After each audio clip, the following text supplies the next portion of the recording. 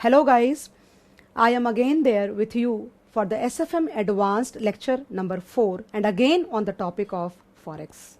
Okay, actually क्या हुआ कि मैंने SFM Advanced के 3 लेक्चर डाले, लेक्चर 1, लेक्चर 2, लेक्चर 3. ओके और मैं डालने के बाद थोड़ा सा मैंने बैक सीट ले लिया कि पता नहीं ये बच्चे देख रहे हैं कि नहीं देख रहे हैं, whether it is too much useful for them और नॉट, क्योंकि सामने एग्जाम्स अप्रोच हो रहे हैं और पढ़ने को बहुत कुछ है.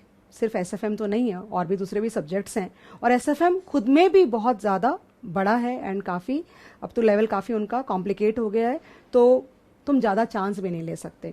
ये सोच के मैंने थोड़ा सा बैकफुट ले लिया.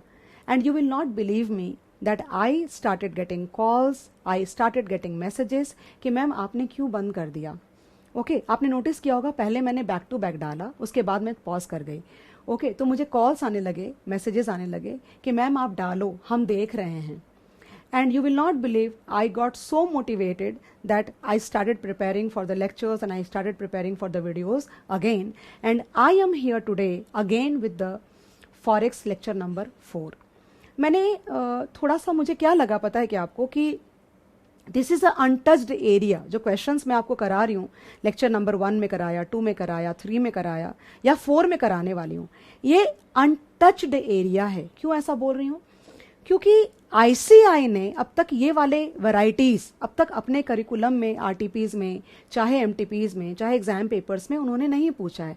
और यही सोच करके मैंने आपको ये लेक्चर्स पढ़ाया या प्रिपेयर करके आपको करवाया कि ये वैरायटी आने वाले एग्जाम्स में टेस्ट हो सकती है on the basis of my understanding of the subject. Okay ये जो लेक्चर आज मैं कराने वाली हूँ, ओके ये लेक्चर हमेशा से इम्पेंडिंग था. मतलब ये लेक्चर तो मैं तुमको करवाने ही वाली थी, ऐसा नहीं कि ये लेक्चर नहीं होता, बिकॉज ये लेक्चर जो आज तुम्हारा होने वाला है ये एक ऐसे टॉपिक पे है जो हमने आईसीआई में कहीं भी पोर्शन के अंदर में देखा नहीं है, लेकिन जनवरी 21 के पेपर में उन्होंने पूछा है, एक सम पूछा है और वो टॉपिक है एक्सपोर्ट बिल्स.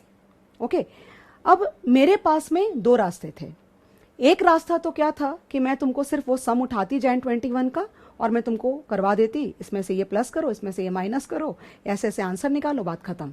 ओके लेकिन जब मैं ये सोच रही थी कि मैं क्या करूं, तब मुझे ये लगा कि अगर मैंने सिर्फ ये सम करा दिया तो इसके पीछे में जो बैकग्राउंड में स्टोरीज चल रही हैं, इसके बैकग्राउंड में जो कॉन्सेप्ट्स हैं, उसको पढ़ाने का मुझे मौका फिर वापस नहीं मिलेगा एटलीस्ट यूट्यूब पे, राइट? मतलब ऐसा कुछ नहीं कि मौका नहीं मिलेगा, बट अल्टीमेटली मुझे दूसरे टॉपिक्स पे भी आपको सम्स करवाने हैं, फिर अपन फॉरेक्स स्टॉप करके दूसरे टॉपिक्स पे भी तो जाना पड़ेगा. तो मैंने सोचा कि क्यों नहीं मैं इन लोगों को पूरा बैकग्राउंड देती हूँ कि ये जो सम आया था आपका जैन 21 के अंदर में, इसके पीछे और बेसिक लेवल क्या है या एडवांस लेवल क्या हो सकता है आपके लिए. तो गाइस ये अपने आप में पूरा एक कॉन्सेप्ट है. ओके और बहुत छोटा सा नहीं, अच्छा खासा. And we need a proper understanding and proper knowledge, क्योंकि अगर एक बार उन्होंने पूछा है तो ये टॉपिक यहाँ पे रुकेगा नहीं.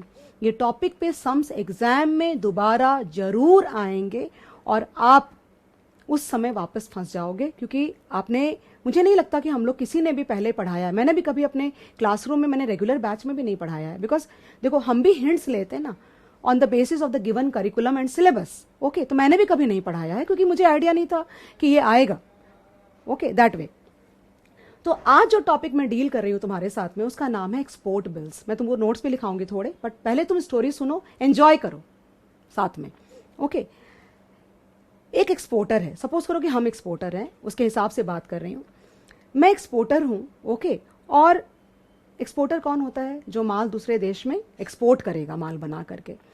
तो सुनने में कितना ज्यादा सिंपल लगता है ना कि एक्सपोर्टर है, माल बेचा होगा और इनवॉइस बनाएगा, इंपोर्टर आएगा, पेमेंट करेगा, बात खत्म हो गई. तुम इतना ही सोच पाते हो, या मैं भी उतना ही सोच पाती हूँ on the face value basis. Okay but इतना सिंपल नहीं है ये. एक्चुअली काफी कुछ है इसके अंदर में. ओके तो क्या क्या है वो सुनो. मैं बहुत ज्यादा डिटेल में नहीं जा रही, सामने एग्जाम है तुम्हारा, बट जो जरूरी बातें हैं, जो इंपॉर्टेंट चीजें हैं, वो मैं तुमको जरूर बताऊंगी. ठीक है देखो एक सिचुएशन तो क्या है, और रिलैक्स होके सुनना, स्टोरी के जैसे मैं सुना रही हूं वैसे तुम एंजॉय करके सुनना. ओके एक सिचुएशन क्या है, एक्सपोर्टर के पास में माल है, अब बनाया हुआ है कि नहीं बनाया ये इन्फॉर्मेशन सब में तो नहीं रहता है। एक्सपोर्टर है, एक्सपोर्टर ने माल भेजा, ओके, और शिपिंग कर दी, और इंपोर्टर जो मान लो यूएस तुमने भेजा है, $1 लाख का माल तुमने भेजा है, ओके, और इंपोर्टर ने तुमको इंस्टेंट तुमको पैसे दे दिए और स्टोरी खत्म हो गई। तो स्पॉट पे काम होएगा सारा, करेक्ट है। उसने माल उठाया और शिपिंग के लिए तुमने लगा दिया, और ये तो ये हो सकता है कि तुम्हारी रेपुटेशन मार्केट में बहुत अच्छी है कि उसको चेक वगैरह करने की ज़रूरत नहीं पड़ी, और जैसे तुमने शिपिंग करी माल की, और या फिर वो खुद शिप करके ले गया, हु नोस। वही मैं बोल रही थी, चीज़ें इतनी सिंपल नहीं होती है, इसमें बहुत सारी सिचुएशंस रियल लाइफ के बनते हैं। तो भी ब्रॉड मैं आपको बताऊंगी, ओके। या हो सकता है वो खुद ही शिपिंग करे, पैसा दे दिया, माल ले गया, स्टोरी खत्म, कोई टेंशन नहीं है पैसों का, या कोई भी तरह का कॉम्प्लिकेशन नहीं हुआ। ये भी हो सकता है कि इंपोर्टर यूएस में रहता है, इंपोर्टर का कोई एजेंट इंडिया में रहता है, और एजेंट को बोला कि भाई माल आप देख लेना, और क्योंकि आपको चेक करना पड़ेगा ना क्वालिटी कैसी है, आप माल देख लेना, और माल देख करके अगर माल अच्छा होगा तो शिपिंग करा देना और पैसे दे देना सामने वाले को, तो भी स्टोरी खत्म हो गई। एक और सिचुएशन बोलती हूँ, वो सिचुएशन ये है कि तुमने माल बनाया, ओके, माल कब बनाया नहीं बनाया इस बातों पे डिस्कशन अभी नहीं हो रही है। और अगर ये बात मैं बार बार रिपीट कर रही हूँ, माल बनाया नहीं बनाया, इसका ये मतलब है कि यहाँ पे कुछ ग्रे एरिया है जो मैं शायद तुमको आगे जाके बोलूंगी, ओके। तो फिलहाल उसको साइड में रखो। अब माल बनाया हुआ है पूरा, तुमने शिपिंग करी, मतलब हमको कब पता चला, सब में हमको कब पता चला कि शिप हो गया माल, ओके। माल शिप हो गया, बिल ऑफ लीडिंग वगैरह होता है ना, मतलब तुम शिप करोगे तो तुमको बिल ऑफ लीडिंग मिलेगा या डॉक्यूमेंट्स मिलेंगे, चेकलिस्ट होगी, कई तरह के तुम्हारे डॉक्यूमेंट्स होंगे, ओके। वो डॉक्यूमेंट्स लेके तुम बैंक के पास जाओगे। तुम्हारा इंडिया में सपोज करो कि एचडीएफसी बैंक तुम्हारा बैंक है, ठीक है। तुम एचडीएफसी बैंक के पास में गए। कुछ बच्चे ये सोच रहे हैं कि मैं बैंक के पास क्यों गया, अच्छा सवाल है, बैंक के पास क्यों गया। तो तुमको मैं बता दूं कि बैंक जो है, सारे बैंक्स जितने मेजर बैंक्स हैं, ये सर्विस प्रोवाइड करते हैं, उनके बिजनेस का ये एक पार्ट है। वो ये सर्विसेज प्रोवाइड करते हैं कि वो डॉक्यूमेंट्स तुम अपने बैंक को दोगे, बैंक अपनी कोई ब्रांच यूएस में जो होगी ये डॉक्यूमेंट्स उसको भेजेगी, ओके। और मान लो एचडीएफसी का कोई ब्रांच है यूएस के अंदर में, तो वो जो बैंक है ना तुम्हारा यूएस में, सपोज न्यूयॉर्क में, तो वो डॉक्यूमेंट्स वहां पे इंपोर्टर को दिखाया जाएगा और पैसा मांगा जाएगा, ओके। तो जैसे डॉक्यूमेंट्स आपको दिया जाएगा, बिल ऑफ लीडिंग है, यानी कि अगर जब तक इंपोर्टर के पास में बिल ऑफ लीडिंग या बाकी जो इनवॉइसेस या बाकी जो डॉक्यूमेंट्स नहीं है, तब तक वो जो शिप्ड है उसका माल वो क्लेम नहीं कर सकता, उसको माल मिलेगा नहीं, ओके। तो दो तरह के इसमें सिचुएशन हो सकती है, वो आगे जाके बताऊंगी, फिलहाल ये सिंपल वाला सुनो। बैंक, एचडीएफसी बैंक ने हमसे डॉक्यूमेंट्स कलेक्ट किया यहां से और ले जा करके उसको भेजा डॉक्यूमेंट्स को, कहां पे, यूएस गए डॉक्यूमेंट्स तुम्हारे, और वहां पे जो या तो इंपोर्टर का बैंक होगा या फिर तुम्हारा कोई ब्रांच होगा, जो भी होगा, उतना कॉम्प्लिकेशन अपन डिस्कस नहीं कर रहे हैं। वो डॉक्यूमेंट्स उसको दिया जाएगा, किसको, उसको दिया जाएगा इंपोर्टर को, कि भाई ये तुम्हारे डॉक्यूमेंट्स हो, पेमेंट करो और डॉक्यूमेंट्स ले लो। तो वो क्या करेगा, पैसा दे देगा वहां पे, एचडीएफसी बैंक की ब्रांच को दे देगा या अपने बैंक को दे देगा, उसका बैंक एचडीएफसी बैंक के ब्रांच को दे देगा, ये भी पॉसिबल है। एचडीएफसी बैंक के ब्रांच का जो पैसा है वो एचडीएफसी बैंक इंडिया में आ जाएगा और वो पैसा हमें मिल जाएगा। ये भी सिंपल गई स्टोरी। तुमने एक चीज नोटिस करी, एचडीएफसी बैंक यहां पे सिर्फ डॉक्यूमेंट्स की लाइजनिंग कर रहा है, बीच में उसका कोई भी इन्वॉल्वमेंट उसके अंदर में नहीं है। अब मैं जब अगली बात बोलूंगी ना, तब तुमको समझ में आएगा कि मैं एग्जैक्टली क्या बोलना चाह रही हूं। मतलब बेसिकली क्या हो गया, एचडीएफसी बैंक तुमसे डॉक्यूमेंट्स लेकर के वहां तक पहुंचा दिया, मतलब कुरियर का काम कर रहा है वो, डॉक्यूमेंट्स पहुंचा दिया, डॉक्यूमेंट्स वहां पे, ये सर्विस ये लोग प्रोवाइड करते हैं, ये इनके धंधे का एक पार्ट है and it is a business model for them, okay. और वहां से पैसा कलेक्ट करके और ला करके मुझे दे दिया कि चलो भाई आपका पैसा, कुछ सर्विस चार्जेस कुछ चार्ज करते होंगे, वो पेमेंट हो जाएगी, बात खत्म। यहां तक जो मैंने तुमसे बात करी ना, तब तक कोई भी सिचुएशन में कॉम्प्लिकेशन नहीं था। कॉम्प्लिकेशन अब चालू होगी। तुम बोलोगे मैम क्या कॉम्प्लिकेशन, अब मैं बताती हूं कि शिपिंग डॉक्यूमेंट्स, जैसे बिल ऑफ लीडिंग वगैरह जो मैंने बोला, शिपिंग डॉक्यूमेंट्स, माल शिप हो चुका है, ओके। हमने या मैंने माल शिप हमने इंडिया से कर दिया है। ओके, माल शिप करने के बाद मेरा जो रिस्पॉन्सिबिलिटी थी, मेरी जो जिम्मेदारी थी वो मैंने फुलफिल कर दी। ओके, वो डॉक्यूमेंट्स लेके मैं एचडीएफसी बैंक के पास में जाऊंगी। पहले भी जा रही थी, लेकिन इस बार बात अलग होगी। क्या होगी वो सुनो। गाइस, तुमको नहीं लगता कि माल वहां पहुंचेगा, डॉक्यूमेंट्स वहां जाएंगे और उसके बाद वो पैसा देगा, फिर पैसा आएगा? कुछ टाइम तो जाता होगा ना इस पूरे प्रोसेस के अंदर में, कि इंस्टेंट थोड़ी चलता होगा। तो क्या हो रहा है कि मेरे को दिक्कत आ गई किस बात की? अगर इसी तरह से अगर मैंने 4 लोगों को माल भेजा तो मेरा तो पैसा फंस गया।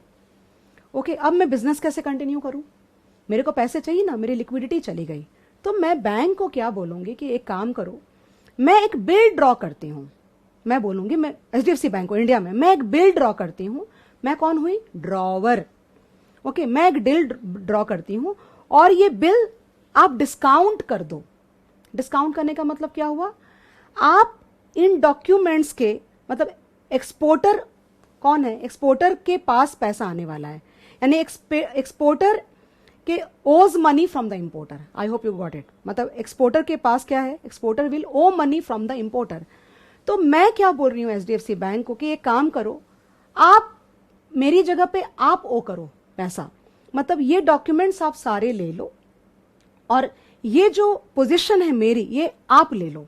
ओके, आप मुझे पैसे दे दो आज की तारीख में, और जो इंपोर्टर पैसा देने वाला है ना, वो आप कलेक्ट कर लेना। समझ में आ रही है बात क्या हो रहा है? आपको अगर नॉर्मल बिल डिस्काउंटिंग समझता है तो ये भी तुमको समझ जाएगा बेसिकली। क्योंकि मैं इतने दिन अगर वेट करूंगी, मेरा बिजनेस ठप बैठा रहेगा। तो मुझे थोड़े पैसे अगर मिल जाएंगे तो मैं आगे और माल तैयार करती चली जाऊंगी। अपन बिजनेस में है ना, अपन बैठ नहीं सकते कि सामने वाला कब पैसा देगा तो माल मैं दोबारा प्रोड्यूस करूं। तो बैंक बोलेगा ठीक है, ये बैंक का ये भी बिजनेस है। ओके, तो तुम बन गए ड्रॉवर, मतलब मैं ड्रॉवर बन गई और वो बिल हमने दे दिया एचडीएफसी बैंक को, और इंपोर्टर बन गया ड्रॉई। तो मन में कई बच्चे ना बहुत they have very innocent questions in their mind, ma'am bill क्या होता है, क्या चीज ड्रॉ किया एंड ऑल दैट। तो बेसिकली ये एक तरह का पेपर है जिसके अंदर में ये लिखा हुआ है, सारी सिचुएशंस लिखी हुई है कि इंपोर्टर इतना इतना पैसा उसको देना है इस डेट को, या ऐसे ऐसे सिचुएशन में, ऐसा लिखा हुआ है। ओके, और वो बिल एचडीएफसी बैंक जो ड्रॉवर से ले लेगा, और वो जो बिल है वो जाएगा यूएस, या तो इंपोर्टर के बैंक के पास जाएगा। ओके, और वो जा करके बिल प्रेजेंट होगा इंपोर्टर के पास में। ओके, तो इसमें 2 तरह के बिल होंगे, 2 तरह के। पैसा मुझे मिल गया, मुझे मेरा पैसा मिल गया है, लेकिन सवाल यहां पे काफी कुछ है। पैसा जो था वो $1 लाख का इनवॉइस था, ध्यान देना, $1 लाख का इनवॉइस था। मेरा तुमसे सवाल ये है कि एचडीएफसी बैंक ने $1 लाख के बदले मुझे क्या दिया? रुपया दिया। तो कन्वर्जन के लिए रेट कौन सी यूज करी, ये सवाल है सबसे बड़ा। तो जो रेट यूज होगी ना, ये पूरा का पूरा आज का लेक्चर उसके ऊपर फोकस्ड है कि आखिर वो $1 लाख किस रेट पे कन्वर्ट होकर के एक्सपोर्टर को मिला। एचडीएफसी बैंक ने कौन सी रेट यूज करी कन्वर्जन के लिए? स्पॉट रेट यूज नहीं होगा उसमें, स्पॉट रेट यूज नहीं होगा। ये डिपेंड करेगा कि वो जो बिल ड्रॉ किया है मैंने, उससे पैसा लेने के लिए it is a demand bill और it is a usance bill. अगर वो डिमांड बिल है, ओके, तो क्या होगा, जैसे यहां से बिल जाएगा यूएस, ओके, और यूएस में जो इंपोर्टर का बैंक होगा वो ले जा करके इंपोर्टर को प्रेजेंट करेगा। मतलब बिल को देखते ही आप पेमेंट करो 2 दिन के अंदर। That is called sight bill और डिमांड बिल। ओके, अब इसके लिए FEDAI, what is FEDAI? Foreign exchange dealer association of India. FEDAI ने बोला है ये जो पीरियड है ना, तुमसे बिल लेकर के, मतलब तुमने जो बिल ड्रॉ किया एचडीएफसी बैंक को दिया, एचडीएफसी बैंक ने भेजा, ये सारे बिल के साथ में क्या क्या होगा पता है? बिल ऑफ लीडिंग होगा, सारे मतलब ओनरशिप डॉक्यूमेंट्स होंगे, सारे इनवॉइस होगा, चेकलिस्ट होगी, सब कुछ होगा। और ये सारे डॉक्यूमेंट्स यूएस तक कितने दिन में पहुंच जाने चाहिए? 25 डेज, उसको बोला जाता है transit period. Transit period basically अगर तुम मुझसे पूछोगे कि ट्रांजिट पीरियड मैम क्या होता है, तो गाइस ट्रांजिट पीरियड वो वाले पीरियड को बोलते हैं जहां पे डॉक्यूमेंट्स वहां जाने से लेकर के जब इंपोर्टर वहां पैसा दे देता है, तो मैक्सिमम 25 डेज का पीरियड दिया गया डिमांड बिल के मतलब। तो अब क्या प्रॉब्लम हो रही है कि सम करूंगी तब और क्लैरिटी आएगी, थोड़ा सा होल्ड करना। अब प्रॉब्लम क्या हो रही है कि मैं तो एचडीएफसी बैंक के पास में अभी चली गई कि भाई पैसा दे दो प्लीज, मेरे को $1,00,000 का तुम कन्वर्ट करके पैसा दे दो। एचडीएफसी बैंक के अकाउंट में 25 दिन के पहले पैसा नहीं आने वाला है। एचडीएफसी बैंक के अकाउंट में 25 दिन का ट्रांजिट पीरियड अलाउड है। तो 25 दिन के बाद एचडीएफसी बैंक ने हमें अभी पैसा दे दिया, लेकिन एचडीएफसी बैंक के पास में इंपोर्टर के पास से 25 दिन के बाद पैसा आएगा, ट्रांजिट पीरियड खत्म होने के बाद। सब में बोला या नहीं बोला, ट्रांजिट पीरियड तुमको 25 दिन का कंसिडर करना ही पड़ेगा। ओके, तो 25 दिन के बाद पैसा आएगा। तो बैंक तुमको आज के रेट पे कैसे पैसा दे सकती है? बैंक के पास जब आज पैसा नहीं आ रहा है तो बैंक तुमको आज के रेट पे पैसा कैसे देगी? बैंक तुमको देगी 25 डेज का फॉरवर्ड रेट पे कन्वर्ट करके तुमको पैसा देगी। इस पे भी एक स्टोरी और है, अभी बात नहीं कर रही वरना कंफ्यूज कर जाओगे तुम। तो ये डिमांड बिल के केस में 25 दिन का एंड का मतलब जब वो पैसा डालेगा तो 25 दिन पीरियड हुआ, तो मतलब समझ लो कि 1 महीने का रेट समझ लो। उस दिन का जो फॉरवर्ड रेट होगा, यानी अगर अपन 0 में खड़े हैं तो 25वें दिन की जो ₹पर की रेट होगी, उस रेट के हिसाब से एचडीएफसी बैंक इंडिया में तुमको $1,00,000 कन्वर्ट करके पैसा दे देगा।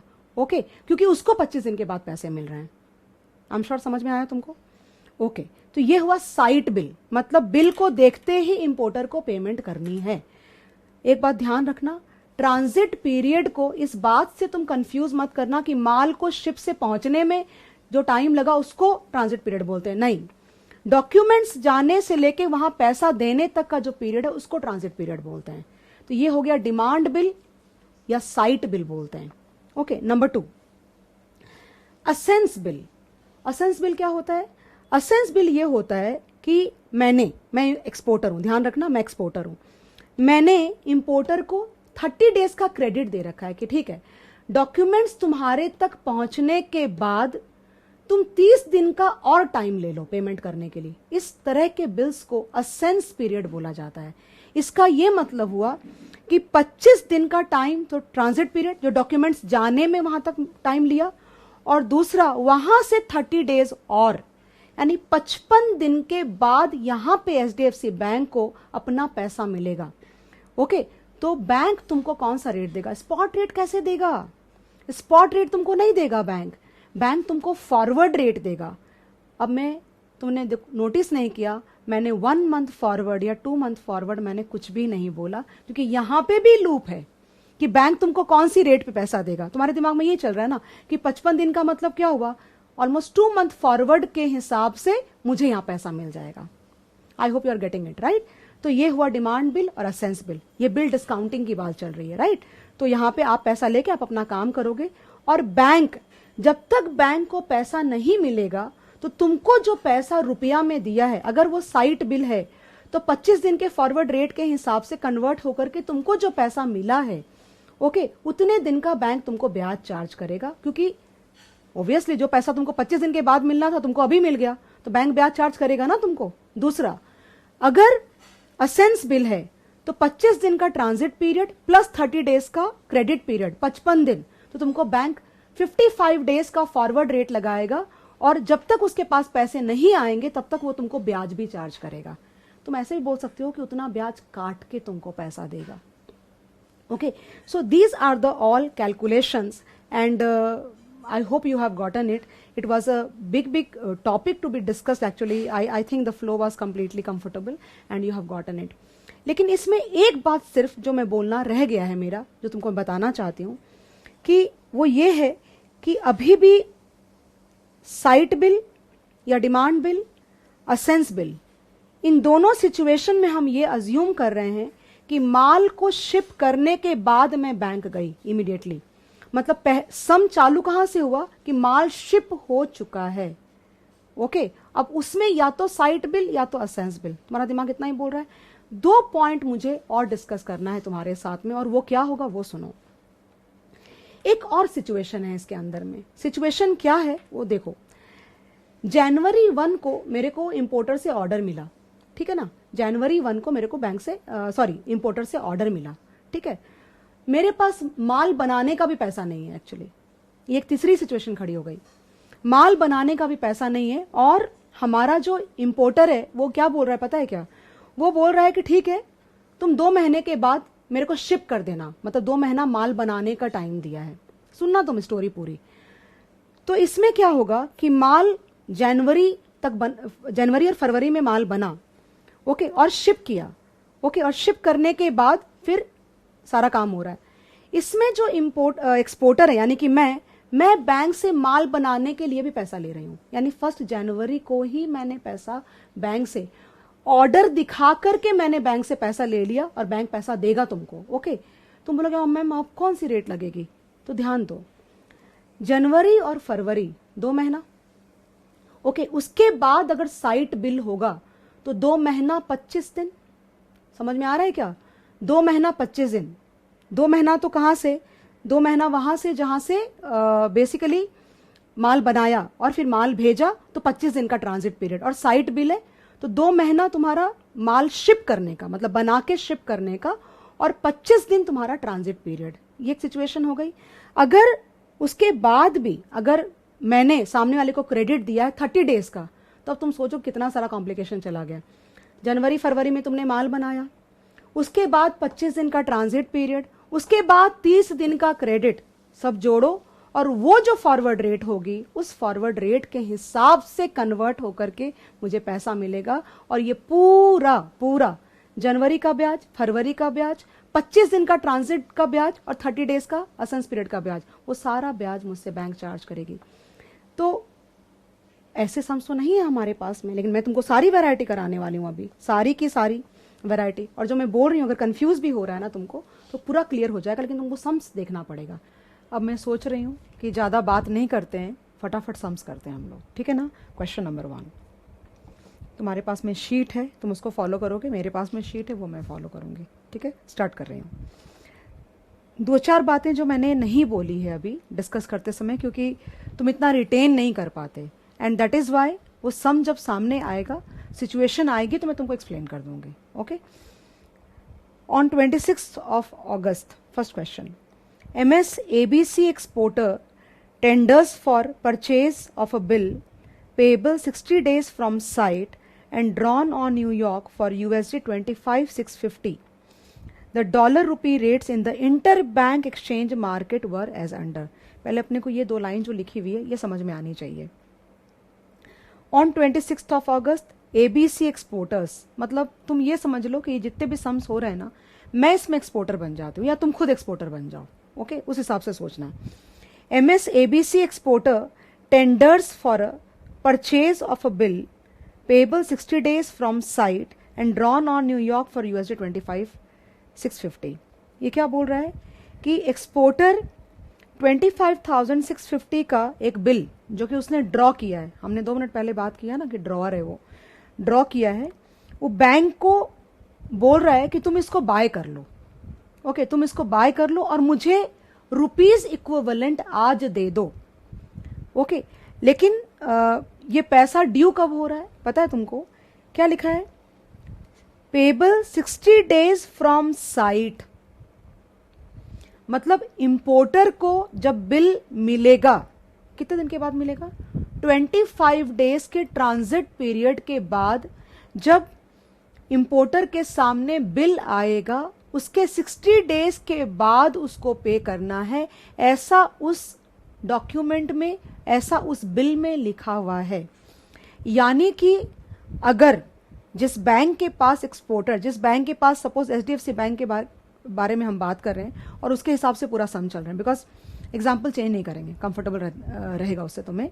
तो मैं HDFC बैंक के पास में गई और बैंक को बोला कि ये तुम सारे डॉक्यूमेंट्स तुम ले लो जो कि मैंने माल शिप कर दिया है, और तुम मुझे पैसा दे दो ताकि मेरा बिजनेस रनिंग पोजीशन में वापस से आ जाए, मतलब ताकि मैं अपना काम आगे बढ़ाऊं, ओके।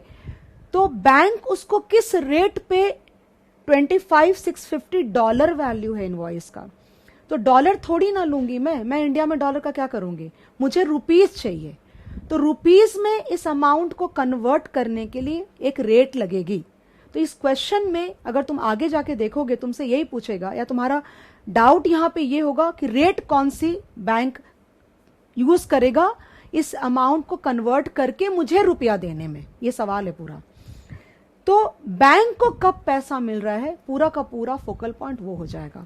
तो गाइस, बैंक को पैसा मिलेगा अभी से लेके 25 दिन, कौन सी डेट, 26 अगस्त। तो 26 अगस्त से लेकर के 25 डेज तक तो हो गया ट्रांजिट पीरियड, करेक्ट है, 25 दिन। उसके बाद 60 डेज के बाद पैसा ड्यू होता है, यानी टोटल मिला के कितना हो गया, 85 डेज का हिसाब है ये पूरा। यानी कि बैंक को, एचडीएफसी बैंक को अपना पैसा 85 डेज के बाद मिलेगा। तो बैंक मुझे 85 डेज के हिसाब से जो फॉरवर्ड रेट होगी उस रेट पे मुझे आज कन्वर्ट करके, मैं कौन सी डेट को खड़ी हूं, 26 अगस्त को, 26 अगस्त को 85 डेज के आगे का रेट यूज करके ये अमाउंट मुझे दे देगा, लेकिन साथ में काटेगा 85 डेज का ब्याज। ये बात अपन ऑलरेडी डिस्कस कर चुके हैं, इसमें तुम्हें कोई डाउट नहीं आना चाहिए। जो बात मैंने अब तक तुमको नहीं बताई है वो ये है कि बैंक की जो रेट की कैलकुलेशन है ना, वो बहुत कन्वीनियंट है एक्चुअली। सम को अगर तुम देखो, आगे आ जाओ, सम में देखो, सम में 26 अगस्त है, तो 85 डेज जोड़ो वहां से, कितना होता है, तो मतलब 85 डेज के आगे तक पहुंचो और देखो कौन सा डेट आता है, मैं तुमको ये बोल रही हूं। तो 5 दिन हो गए अगस्त के, 85 डेज आगे जाना है, 5 दिन हो गए तुम्हारे अगस्त के, 30 डेज हो गए सितंबर के, और 31 डेज हो गए तुम्हारे अक्टूबर के। ओके, कितना आ रहा है, कैलसी पे देखो 66 डेज दिखा रहा है, अक्टूबर एंड तक में ना 66 डेज दिखा रहा है, मतलब 31 अक्टूबर को 66 डेज हो जाएंगे। तुमको कहां तक जाना है, 85 डेज। ओके, तो एक काम कर सकते हैं, अपन ऑलरेडी 31 अक्टूबर को खड़े हैं, ओके, और हमको जाना है 85 दिन आगे, 85 डेज आगे फ्रॉम 26 अगस्त। तो इसमें अगर मैं -85 करती हूं ना तो 19 आता है, मतलब 19 नवंबर को एचडीएफसी बैंक को इंपोर्टर से पैसा मिलेगा। यानी कि 19 नवंबर का जो ड्यू डेट है उस रेट के हिसाब से रुपये पर डॉलर की जो रेट प्रिवेल करेगी 19 नवंबर को, उस रेट के हिसाब से आज 26 अगस्त को एचडीएफसी बैंक मुझे $25,650 कन्वर्ट करके देगा, ग्रॉस अमाउंट बोल रही हूं।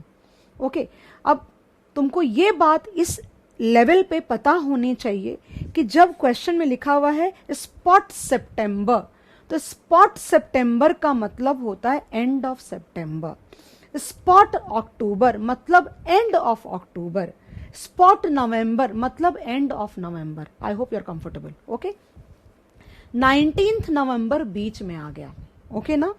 तो तुम बोलोगे मैम बैंक क्या कन्वीनियंस यूज करेगा। देखो, एक तरीका तो क्या है कि 19 नवंबर का हम एक रेट निकाल लें, ओके, प्रो रेटा करके तुम निकाल सकते हो ना। मतलब तुम क्या करो कि तुम नवंबर एंड का, ओके, नवंबर एंड का और अक्टूबर एंड के बीच में पड़ रहा है ना, ये 31 अक्टूबर और 30 नवंबर के बीच में आ रहा है 19 नवंबर, 19 नवंबर।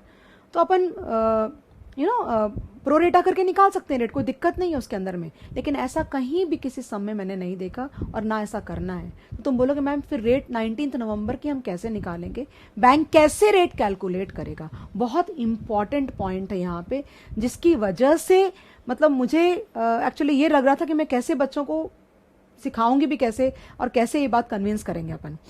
तो फिर मैंने बहुत सारे डॉक्यूमेंट्स, रादर बैंकिंग के बहुत सारे बुक्स वगैरह मंगाई, और वहां पे मुझे ये सारी चीजें दिखी कि बैंक किस हिसाब से रेट कोट करता है। तुमको पता है बैंक के लिए जो सबसे ज्यादा फायदेमंद, सबसे ज्यादा बेनिफिशियल, सबसे ज्यादा जो प्रॉफिटेबल होगा, बैंक वो रेट कोट करेगा। देखो यहाँ पे कोटेशंस देखो, लिखा है 48.6525 6850 नॉर्मल है। अगर तुम स्वैप पॉइंट्स देखोगे ना तो सितंबर, अक्टूबर, नवंबर, दिसंबर, तो जो रेट्स दिए हुए ना ये डिसेंडिंग ऑर्डर में, हाई लो, 15 1.500 / 1.400, 2.800/2.700 ये रेट, ये जो स्वैप पॉइंट्स हैं तुम्हारे, ये हाई लो है। मतलब क्या हो रहा है इसका? इसका ये मतलब होता है कि डॉलर डिस्काउंट पे है, डॉलर डिस्काउंट पे है। डॉलर डिस्काउंट पे होने का मतलब हुआ कि रेट कौन सी आ रही है? 19 नवंबर, यानी आइडियली 15 नवंबर के अगर आगे जा रहा है और प्रो रेटा अगर नहीं करना है तो क्या होना चाहिए? एंड ऑफ नवंबर होना चाहिए। लेकिन तुमको पता है बैंक क्या करेगा? बैंक एंड ऑफ नवंबर ही करेगा, बैंक एंड ऑफ नवंबर ही करेगा। तुमको पता है क्यों? क्योंकि बैंक चाहता है कि बैंक को फायदा हो, और बैंक को फायदा तब होगा जहां पे रुपी पर डॉलर की रेट कम होगी।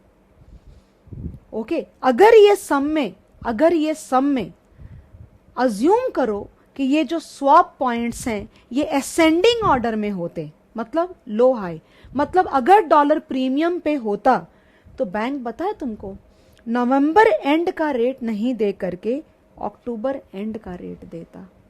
क्यों पता है? क्योंकि बैंक को रुपी पर डॉलर कन्वर्ट करके हमें देना है, तो जितना कम देना पड़े उतना अच्छा।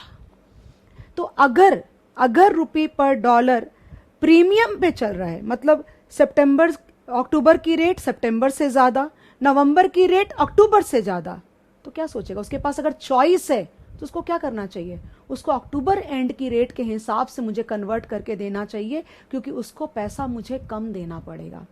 लेकिन इस वाले क्वेश्चन में बैंक मुझे नवंबर की रेट देगा, जानबूझ के नवंबर एंड की रेट देगा, क्योंकि डॉलर डिस्काउंट पे जा रहा है। तो उसको मुझे, अगर वो नवंबर की रेट देगा ना, तो मुझे उसको रुपया कम देना पड़ेगा। मैं एक्सपोर्टर हूं ना, I will sell dollars and take rupees, तो उसको मुझे रुपया कम देना पड़ेगा। तो he will give me as per 30 नवंबर स्पॉट नवंबर रेट एंड नॉट अक्टूबर रेट। आगे और सब मैंने जानबूझ के डाले ताकि ये तुमको मैं जस्टिफाई कर सकूं। तो यहां पे जो रेट होगी, तो बैंक विल बाय, मतलब मैं एक्सपोर्टर हूं। तुमको ये बातें गाइस मैं डिस्कस नहीं करना चाहती, बिकॉज मैंने पहले लेक्चर से तुमको बोला है कि जिनका फॉरेक्स स्ट्रांग नहीं है वो लेक्चर्स मत अटेंड करो, बेटर रहेगा, वरना बहुत दिक्कत आ जाएगी। जो आता है तुमको वो भी हिलेगा तुम्हारा। तो अगर तुम पूरी तरह से स्ट्रांग हो बेसिक्स में तो ये लेक्चर्स अटेंड करना, वरना दिक्कत आएगी। अब सुनो ध्यान से, अपने को तुमको ये बहुत अच्छे से पता है कि बैंक बिड रेट पे हमको रुपया देगा। तुम डॉलर दोगे तो बैंक तुमको रुपया वापस करेगा, right? That means you will sell dollars at a lower rate, right ना? तो बैंक कौन सी रेट यूज, एक्सपोर्टर्स के लिए जब तुम डॉलर बेचते हो तो हमेशा बिड रेट यूज होती है। वैसे ये जो रेट दे रखी है ना, ये पूरी इंटर बैंक मार्केट की रेट दे रखी है। तो भी तुमको कंफ्यूजन नहीं होना चाहिए, क्योंकि बैंक तुमसे डॉलर लेकर के, एचडीएफसी बैंक मुझसे डॉलर लेगा, ओके, मैं बेचूंगी तो at what rate I sell at the lower rate. Mobile we sell mobile at a lower rate and we buy at higher rate, याद है ना? तो I will sell dollars to the HDFC bank at the bid rate and HDFC bank will sell those dollars to ICICI bank suppose at bid rate. क्योंकि जब HDFC bank ICICI को बेचेगा तो HDFC bank customer बन गया, okay, उस हिसाब से। तो इंटर बैंक में रेट चलेगी नवंबर की, क्योंकि वहां पे एचडीएफसी बैंक को मुझे कम पैसा देना पड़ेगा। याद रखना, ये सारे सम्स एक्सपोर्ट के आ रहे हैं, राइट? तो ये याद रखना कि bank has got the independence and convenience of quoting me a rate which is most profitable to the bank as per FEDAI. इसमें कोई प्रॉब्लम नहीं है, कोई इलीगल एक्टिविटी नहीं कर रहा बैंक। तो अगर मैं पूरे सम्स में, जितने सम्स करेंगे सब में मैं एक्सपोर्टर हूं, तो बैंक मुझे वो वाली रेट कोट करेगा जहां पे बैंक को फायदा है। तो अगर डॉलर डिस्काउंट पे जा रहा है तो ऑब्वियस सी बात है बैंक मुझे हायर मैच्योरिटी पे ले जा करके कोट करेगा, ताकि उसको मुझे हर डॉलर के बदले मुझे कम रुपया देना पड़े। अगर डॉलर प्रीमियम पे जा रहा होता टाइम वाइज तो बैंक लोअर मैच्योरिटी पे यानी अक्टूबर एंड पे राउंड ऑफ करता, बिकॉज बैंक को मुझे वहां पे कम रुपया देना पड़ता, बिकॉज डॉलर प्रीमियम पे जा रहा है, और अगर वो नवंबर एंड तक जाता तो ज्यादा रुपया देना पड़ता। I think it is not that complicated और आपको समझ में आ गया है। अगर नहीं समझ में आया, कोई डाउट है तो प्लीज आप नीचे मैसेज में डाल दो, मैं रिप्लाई कर दूंगी। ओके, तो यहां पे रेट चलेगी गाइस 48.6525 माइनस 0.4200, करेक्ट है। तो तुमको क्या आएगा पता है क्या? तुमको आएगा एंड ऑफ नवंबर का इंटर बैंक बिड रेट आएगा, एंड ऑफ नवंबर का इंटर बैंक बिड रेट आएगा। और एबीसी एक्सपोर्टर, यही नाम है ना, एबीसी एक्सपोर्टर, ये रिटेल है, तो इंटर बैंक रेट एप्लीकेबल नहीं होगा। तो तुम क्या करोगे, एक्सचेंज मार्जिन जो दिया हुआ है 0.10% का, वो तुम अगेन इसमें से माइनस करोगे, करेक्ट। यही तो बैंक की कमाई है ना, इतनी सी।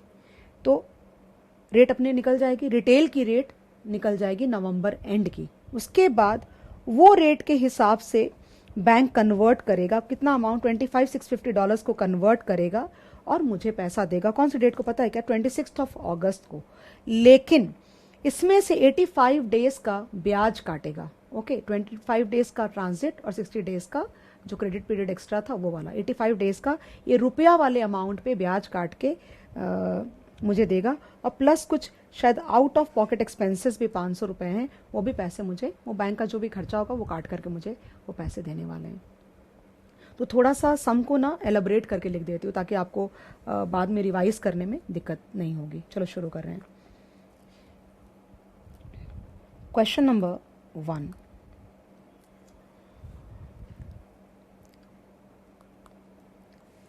The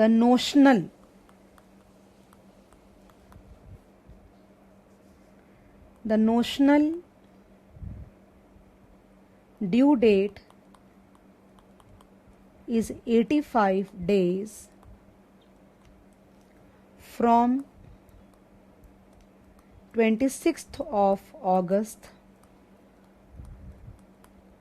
that is 19th November.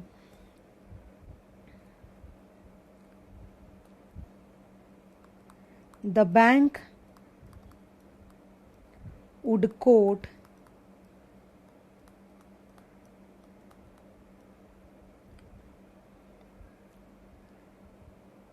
rupee per dollar forward rate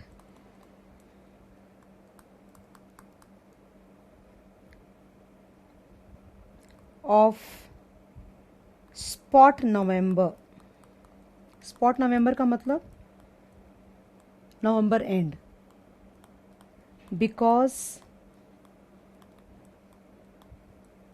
dollar is at discount.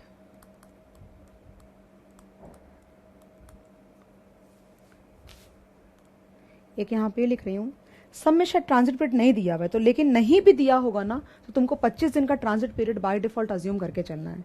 यहां पे देखना, द ट्रांजिट पीरियड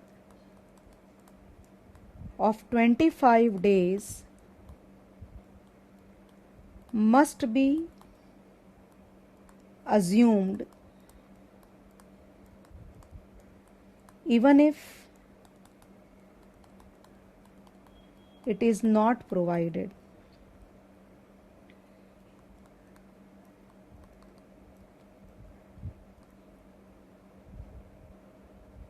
क्या रेट है? ओके,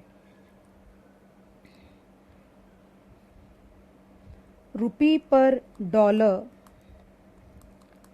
नवंबर स्पॉट दिया हुआ है ₹48.65250,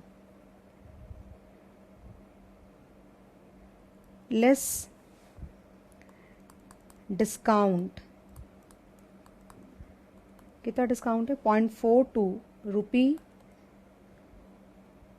0.4200, ब्रैकेट्स में ले सकते हैं इसको।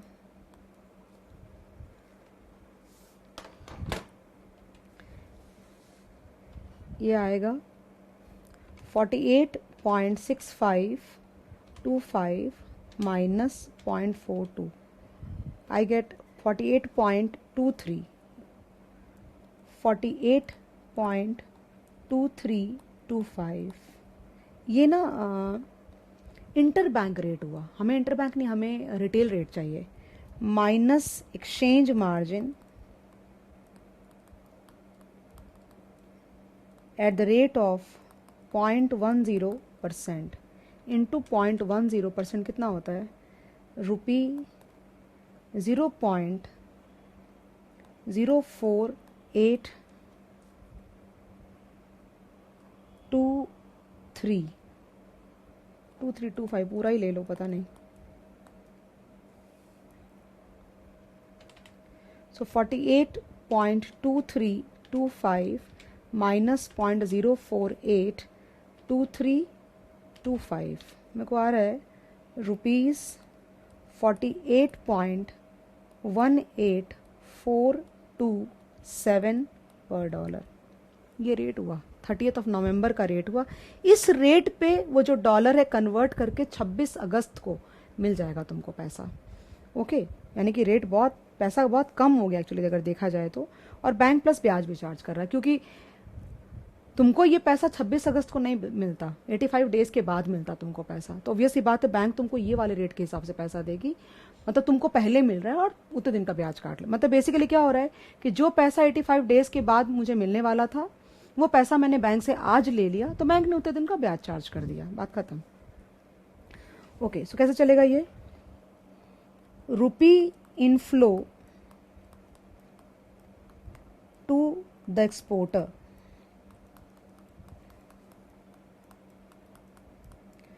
will be rupees 48.18427 per dollar into dollar, क्या अमाउंट है, अमाउंट है 25,650 तो मेरे को आ रहा है, रुक जाओ, 48.18427 into 25,650 ₹123,596.53 okay.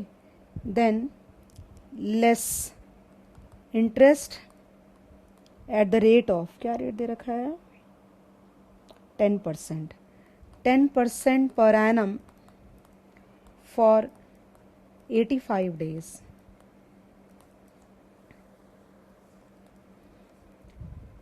into 10% into 85 divide by 365 मेरे को आता है 28782 कर दूं क्या, 28782 okay. Less out of pocket expenses 500 रुपया,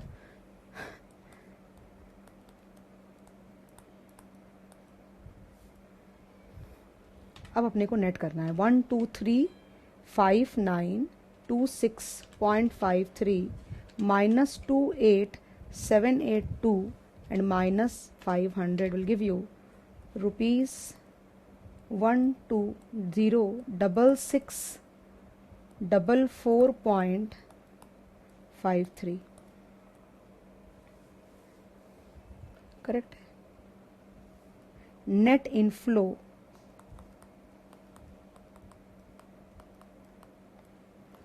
टू द एक्सपोर्टर, तो ये खत्म हो गया सम तुम्हारा, and we are now on for the next sum. अब जो नेक्स्ट सम कराने वाली हूँ ना, तुम्हारी क्लैरिटी हर सम के साथ बेटर होती चली जाएगी। ओके, इसलिए मैंने सोचा कि पहले सम्स कराती हूँ back to back, I think you will be much much better off. जितना टाइम अलाउ करेगा, 3 तो मिनिमम कराऊंगी, अगर टाइम अच्छे खासे टाइम में अगर कवर हो जाएगा तो एक और करवा दूंगी। चलो क्वेश्चन नंबर 2 ले रहे हैं हम लोग।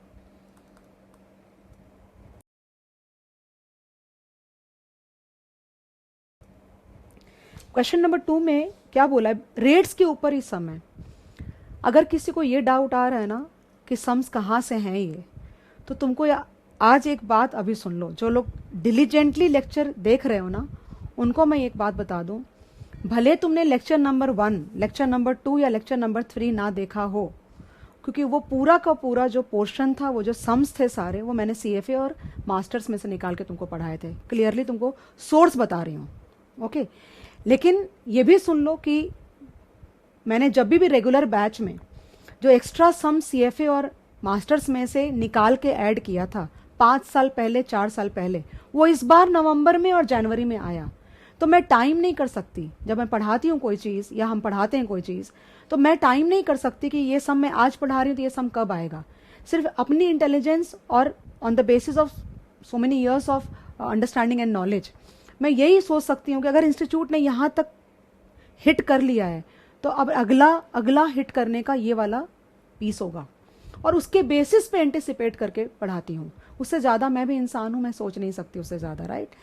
अब लेकिन आज का लेक्चर तो बिल्कुल ही तुम इग्नोर नहीं कर सकते, क्योंकि ये जो सम्स मैं तुमको करा रही हूँ, मैं तुमको इसका सोर्स तो नहीं बतलाऊंगी कि मैं कहाँ से मैंने उठाया या कुछ भी किया, तुम फालतू में कंफ्यूज करोगे और ज्यादा सोचने लग जाओगे। लेकिन सोर्स ICAI ही है, ये तुमको बता देती हूँ मैं। और इस जो भी सोर्स से मैं ये सम्स तुमको कर रही हूँ, इस शीट के अंदर जितने बाकी सम्स हैं वो पेपर में ऑलरेडी आ चुके हैं। आज नहीं, 4 साल से ऑलरेडी आ चुके हैं, बाकी नहीं है ज्यादा कुछ। तो आज के जितने भी सम्स हैं तुम्हारे, जो भी सम्स तुमको मैं करवा रही हूँ, ये सारे ICAI के ही किसी मटेरियल में से निकाला हुआ है, CA का नहीं है, लेकिन है उनका ही मटेरियल। और मैंने जब वो देखा तो मुझे पता चला कि इसमें से बाकी जितने भी क्वेश्चन हैं उन्होंने 1 by 1 as a surprise already पूछ लिया है। उसमें से एक क्वेश्चन था तुम्हारा जनवरी वाला भी जो उन्होंने पूछा, ओके। तो भले तुम लेक्चर नंबर 1, 2, 3 इग्नोर कर देना अगर नहीं तुम्हारा मन करता, ये लेक्चर प्लीज इग्नोर मत करना, क्योंकि जो तुम कर रहे हो इसमें से कोई भी सम एग्जाम में इजिली पूछे जाने लायक है, ओके। बाकी तुम्हारी मर्जी। Question number 2, from the following information you are required to calculate a ready bill buying rate। ready bill buying rate, ready bill buying rate का मतलब हुआ तुरंत, मतलब माल देके तुरंत पैसा पेमेंट करना है। Ready bill buying rate, ready मतलब बेसिकली स्पॉट पे, स्पॉट के ट्रांजैक्शन के लिए तुमको रेट पूछ रहा है। तो रेडी बिल बाइंग रेट, अगर ये इंटर बैंक रेट है, क्या लिखा हुआ है देखो यहाँ पे, transit period is 25 days, all forward rates are for fixed delivery, exchange margin is 0.10%। अगर एक्सचेंज मार्जिन दे रखा है सम के अंदर में, TT मार्जिन, इसका मतलब ये जो दिए हुए रेट्स हैं सारे तुम्हारे इंटर बैंक रेट्स हैं, वरना ये इन्फॉर्मेशन नहीं देते थे वो लोग, ओके। तो रेडी बिल बाइंग का रेट मतलब हुआ इंस्टेंट, अगर पैसा चाहिए, अगर काइंड ऑफ इमीडिएटली अगर बैंक तुमको पैसा दे रहा है तो रेट कौन सी होगी। तो रेडी बिल बाइंग रेट के लिए रेट चलेगी तुम्हारी 48.6, हमेशा बिड रेट, अगर कोटेशन डायरेक्ट है तो बिड रेट ही यूज होगा, 48.6 एंड माइनस 0.10%, ओके। एक बात जो तुमको नहीं बताया है मैंने, इंटेंशनली नहीं बताया है, तो सुन लो ध्यान से, कि कई बार ऐसा होता है कि 2 तरह के बिल्स होते हैं, एक होता है नेकेड बिल और एक होता है सपोर्टेड बिल, ओके। तो नेकेड बिल जो मैंने डिस्कस किया ना आज के इंट्रो में तुम्हारे साथ में, वो नेकेड बिल के बारे में बात करी कि मैं सपोज लास्ट क्वेश्चन का मैं एग्जांपल अगर लेती हूँ, जो तुमने क्वेश्चन नंबर 1 किया, तो 26 अगस्त को मैं बैंक के पास गई, लेकिन उस समय तक मैंने माल ऑलरेडी शिप कर दिया था, मतलब पेंडिंग नहीं था, और सारे डॉक्यूमेंट्स लेकर के मैं बैंक के पास गई और बैंक को बोला कि बॉस तू ये पेपर्स ले ले, ओके, और तू मुझे पैसा दे दे, and you collect from my importer, okay. तो ये सारी बातें हो गई, बात खत्म हो गई।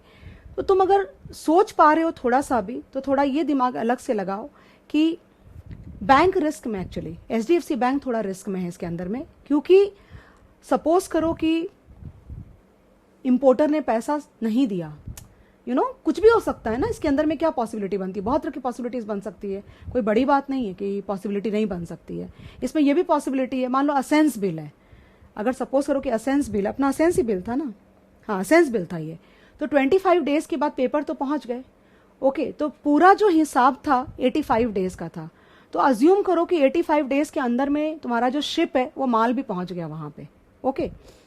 और इंपोर्टर ने ऑलरेडी अपने पास में 60 दिन का बफर रखा हुआ है पेपर्स मिलने के बाद, 25 दिन में पेपर मिल जाएंगे और 60 दिन का क्रेडिट ले रखा है उसने, तो 85 डेज का पूरा टाइम उसके पास में पेमेंट करने के लिए।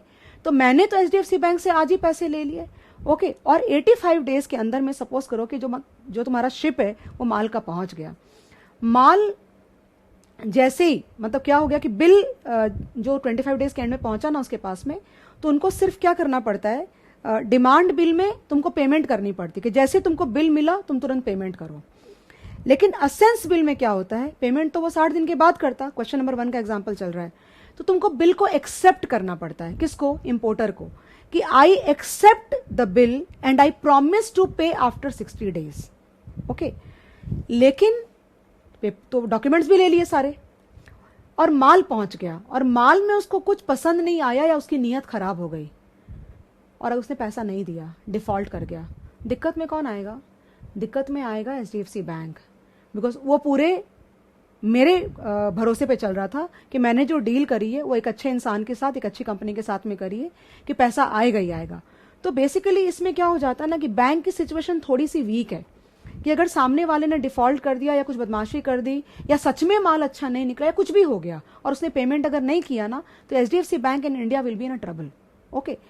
तो इस चीज को अवॉइड करने के लिए और इसी चीज की वजह से क्या होता है कि HDFC bank might not be ready to help me out also, कि नहीं बॉस मैं नेकेड बिल नहीं एक्सेप्ट करूंगा। तो तुम सोच रहे होगे शायद कि अगर ये सिचुएशन नहीं है तो कुछ और इसमें पॉसिबिलिटी बनती है क्या? हाँ, पॉसिबिलिटी बनती है। इसमें पॉसिबिलिटी ये बनती है लेटर ऑफ क्रेडिट।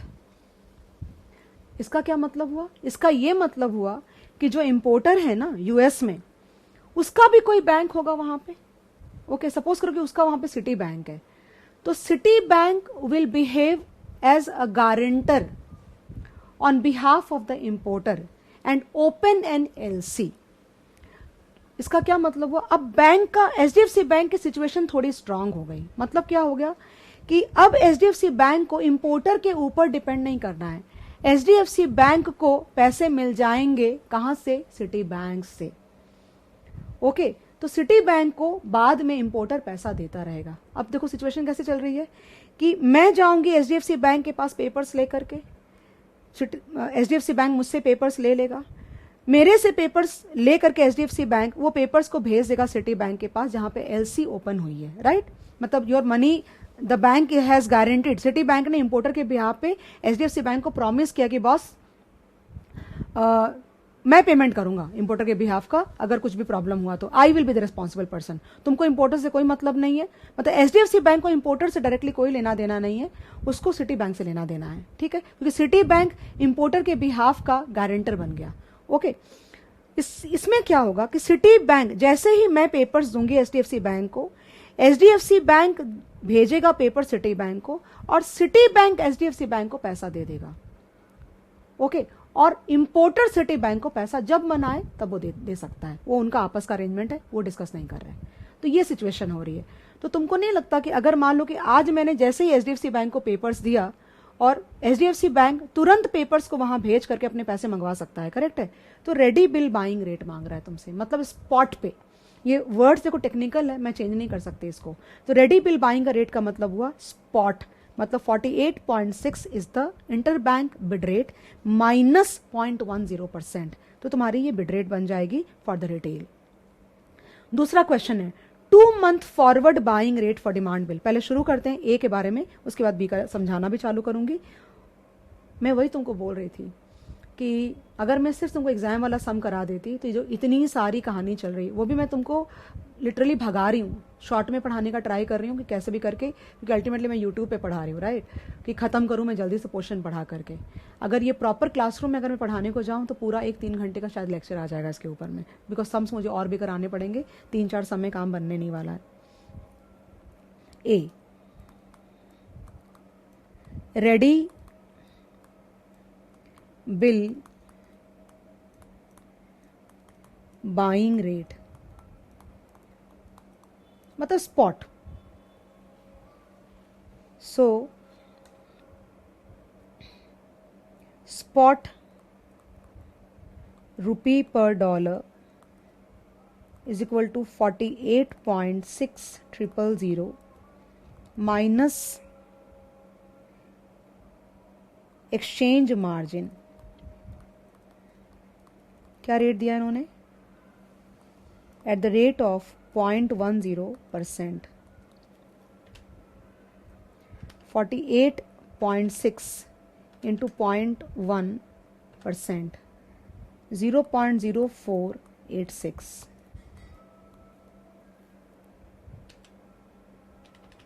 तो 48.6 minus 0.0486 will give me rupees 48.5514 पर डॉलर। ये आंसर आया इसका।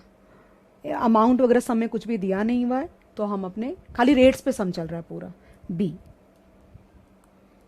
में बोला है 2 month forward buying rate for demand bill. तुम बिलीव नहीं कर सकते हो, लास्ट जब से ये मतलब बेसिकली देखो हम लोग भी पढ़ रहे थे ना, तो 20 years पीछे की बात हो गई अभी, तो कहाँ पे किया होगा उतना ध्यान भी नहीं है, और उतनी डिटेलिंग भी शायद अब याद नहीं है इतनी ज़्यादा। तो लिटरली मैंने बहुत तरह के एग्जाम्पल सर्च करने का ट्राई किया, और बहुत सारे तरीके से सोच रही थी कि कैसे इनको बताऊं कि एटलीस्ट 100% नहीं लेकिन 95-97% की क्लैरिटी तो आ जाए थॉट्स की। तो तुम देखना अभी बी और सी में कितना माइनर फर्क आएगा, वो देखना अभी तुम। एक ना मैं टाइम लाइन लेती हूँ, पहले लिखते हैं 2 months फॉरवर्ड बाइंग रेट, मतलब बैंक के पॉइंट ऑफ व्यू से चल रहा है बाइंग रेट। डॉलर बाय करेगा ना वो मुझसे, मुझे रुपया वापस करेगा for demand bill. Demand bill क्या होता है मैं ऑलरेडी बता चुके हूं, बिल मिलते ही उसको पेमेंट करनी है। लेकिन 2 months फॉरवर्ड फिर क्या हो गया वो देखो, डेट दिया है क्या समय, नहीं डेट नहीं दिया, कोई बात नहीं। 0 Jan 31st, Feb 28th, March 31st। ये टाइमलाइन हो गया। तुमको मैंने पढ़ाते समय एक एग्जाम्पल दिया कि थर्ड जो सिचुएशन बताई थी मैंने, कि शुरू में मैंने जितना सारा बताया ना तुमको, सब में ऑलरेडी माल को शिप करने के बाद मैं बैंक पहुंच रही थी। मतलब हमारा जो सम शुरू हो रहा था ना, वो माल शिप में चढ़ाने के बाद शुरू हो रहा था। मैं डॉक्यूमेंट्स लेके सीधा बैंक के पास गई। मैंने तुमको क्या बोला कि एक थर्ड सिचुएशन भी होती है, और थर्ड सिचुएशन ये है कि मैंने सिर्फ ऑर्डर रिसीव किया है, मैं अब तक माल बनाया भी नहीं है, चढ़ाने की बात बहुत दूर है, मैंने अब तक माल बनाया भी नहीं, और माल बनाने के लिए भी मेरे को पैसा चाहिए एक्चुअली। तो मेरे को ऑर्डर मिला, ये 0 का मतलब क्या हुआ, Jan 1 राइट। तो Jan 1 को मेरे को ऑर्डर मिला, ओके। तो मैं 2 महीना क्या लिखा है, 2 month forward buying rate for demand bill. तो Jan 1 को मेरे को ऑर्डर मिला, और वो ऑर्डर का कॉपी लेकर के मैं बैंक के पास गई, और बैंक को मैंने बोला कि बॉस मेरे को पैसा चाहिए, मेरे को ये ऑर्डर मिला है। वो ऑर्डर के अगेंस्ट में, बैंक उस ऑर्डर के अगेंस्ट में मुझे रुपया दे सकता है ना, क्योंकि अल्टीमेटली मैं माल बनाऊंगी, मैं शिप करूंगी, पैसा तो मुझे आने ही वाला है। हाँ, आने में टाइम लगेगा, तो मुझे उतने आगे का तुम रेट चार्ज कर दो, फॉरवर्ड रेट पे दे दो, आज के हिसाब से मत दो, उस दिन के हिसाब से रेट दे दो, और प्लस ब्याज भी चार्ज कर दो। मतलब बेसिकली क्या हो गया, वो जो इनवॉइस वैल्यू है ना, वो जो इनवॉइस वैल्यू है उसका रुपी इक्विवेलेंट मुझे आज बोरो करना है बैंक से, जिसका बैंक मुझे ब्याज चार्ज करेगा। सिंपल है बिल्कुल। तो Jan 1 को मैं चली गई, वो ऑर्डर जो आया, माल बनाया नहीं है, शिप करना तो दूर, ऑर्डर की जो कॉपी है मेरे पास में, वो लेके मैं बैंक के पास चली गई कि बॉस देख मेरे पास ये ऑर्डर है, तू मेरे को पैसा दे दे। तो बैंक कौन सी रेट कोट करेगा, तो देखो क्या लिखा है, 2 month फॉरवर्ड बाइंग रेट। क्यों 2 month बोल रहा है पता है, यानी कि मैं इस पीरियड में माल बना के शिप करना है, मुझे इस पीरियड में मुझे माल बना के शिप करना है, इसलिए वर्ड आ रहा है 2 month फॉरवर्ड। फिर वर्ड क्या आया, डिमांड बिल, यानी कि शिप करने के बाद अगर ये डिमांड बिल है तो शिप हो गया, ओके। शिप होने के बाद अज्यूम करो फिलहाल के लिए, बाकी बातें डिस्कस बाद में होंगी, 28 तारीख तक मैक्सिमम मैंने शिप कर दिया, और शिप करके मैं पेपर्स लेके चली गई बैंक के पास वापस, और दिखाया कि देखो मैंने माल शिप कर दिया ऑलरेडी, और ये शिप करने के डॉक्यूमेंट्स हैं। बैंक उन डॉक्यूमेंट्स को भेजेगा यूएस, अज्यूम करो कि यूएस का है, करेक्ट है, बैंक उस डॉक्यूमेंट्स को भेजेगा यूएस जिसको लगेंगे 25 दिन। तो डिमांड बिल है तो 25 दिन के बाद इमीडिएटली पेमेंट करना चाहिए इंपोर्टर को। तो यहां से यहां क्या हो गया 20, ये क्या हो गया, पूरा एक महीना, ये पूरा एक महीना है। लेकिन ये कहां पे जाएगा पता है, ये 25th डे के हिसाब से पैसा ड्यू हुआ। आई hope you have gotten it. यानी कि 2 महीना 25 दिन, 2 महीना 25 दिन मतलब पूरा जनवरी, पूरा फरवरी और 25 दिन ट्रांजिट पीरियड के। तो कितना हो गया, 2 months 25 डेज के हिसाब से बैंक मेरे को रेट कोट करेगा, ये मतलब हुआ इसका। ओके, अब यहां पे देखो, अगर रेट्स देखोगे तो रेट्स बैंक कौन सा कोट करेगा वो देखो, होशियारी देखो। तुम्हारा दिमाग कॉमन सेंस क्या बोलेगा कि 3 months का रेट आना चाहिए, करेक्ट ना, 3 months की रेट आनी चाहिए, क्योंकि 0 to Jan 31 एक महीना, Jan 31 to फरवरी 28 2 महीना, और 28 फरवरी से लेकर के 25 मार्च तक, मार्च एंड पे तो आ गया, तो 3 month का रेट लगना चाहिए ना। लेकिन तुमको पता है बैंक 3 month फॉरवर्ड के रेट के हिसाब से नहीं देगा पैसा। मैंने तुमको पहले समय बोला, bank will give me a notional rate, a rate at which the bank is most profitable. Okay, and since dollar is at premium, यानी मार्च एंड के हिसाब से अगर तुम प्रीमियम ऐड करते हो तो 48.6 में 0.8500 ऐड होगा। लेकिन अगर तुम 2 month फॉरवर्ड के हिसाब से ऐड करते हो तो 0.5500 ऐड होगा। तो तुम ही मुझे बता दो ना कि बैंक कौन सी रेट के हिसाब से कस्टमर को पैसा देगा। ऑब्वियसली अगर बैंक के पास चॉइस है कि अपने मन के हिसाब से वो रेट कोट कर सकता है तो बैंक 2 month वाला कोट करेगा, because for every dollar the bank will have to give a lower amount of rupee. ये फडाई के रूल्स में लिखा हुआ है ऑलरेडी। ओके, तो 2 month forward buying rate for demand bill 2 महीना बनाने का और 25 दिन ट्रांजिट पीरियड के, ट्रांजिट पीरियड खत्म होने के बाद इंपोर्टर तुरंत पेमेंट करेगा। तो क्या रेट हो गई वो देखो। तो अपन यहां पे रेट लिखेंगे, कैलकुलेशन चालू कर रही हूं मैं। Since dollar is at premium,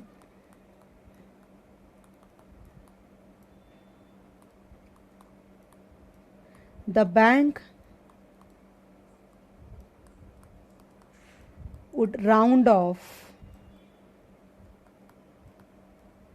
the rate to lower end, that is 2 months forward.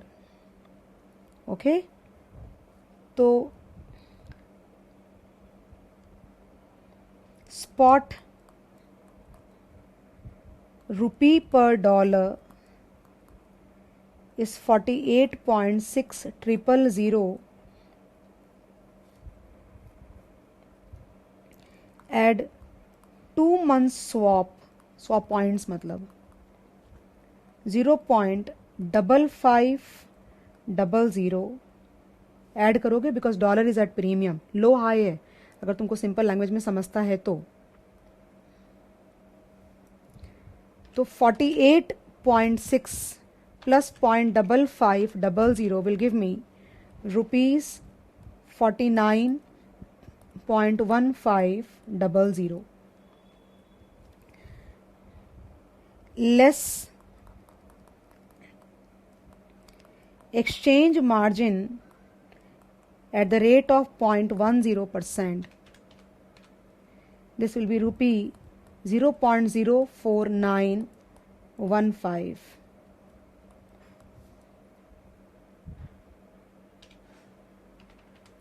$49.15 minus 0.04915 will give me rupees 49.10085. खत्म हो गया। कॉपी करो फटाक से, आगे बढ़ रही हूँ। सी, तुम देखना बी और सी में कितना कंफ्यूजन है, सेम है लेकिन कितने डिफरेंट है वो एक दूसरे से। Concept wise. Ready rate for 60 days असेंस bill. Ready rate, ready rate का मतलब क्या हुआ, माल शिप हो चुका है, बी के जैसे नहीं कि माल बना ही नहीं है, माल शिप हो चुका है, ओके। और बैंक को मैं ले जा करके डॉक्यूमेंट्स दूंगी, डॉक्यूमेंट्स पहुंचने में 25 दिन लगेंगे, डॉक्यूमेंट्स 25वें दिन तक जब पहुंच जाएंगे तो पेमेंट नहीं करेगा इंपोर्टर, उसको एक्सेप्ट करेगा। क्या लिखेगा एक्सेप्टेंस में, लिखेगा मैं इसको 60 दिन के बाद पेमेंट कर दूंगा, इसलिए मैं ये बिल एक्सेप्ट करता हूं। तो वापस से क्या हो गया, 25 दिन इधर और 60 दिन उधर, तो वापस से हिसाब तो 85 डेज का ही हो गया, ओके। और वापस से अगर 85 डेज का जीरो पे खड़े हो, अगर तुम, ये टाइमलाइन वापस बनाती हूं मैं, रुक जाओ लिखने दो। Ready rate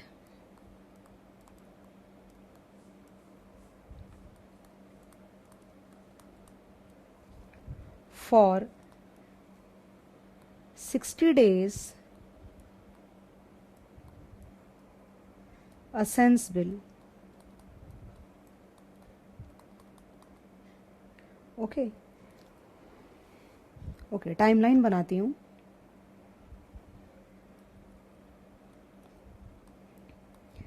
zero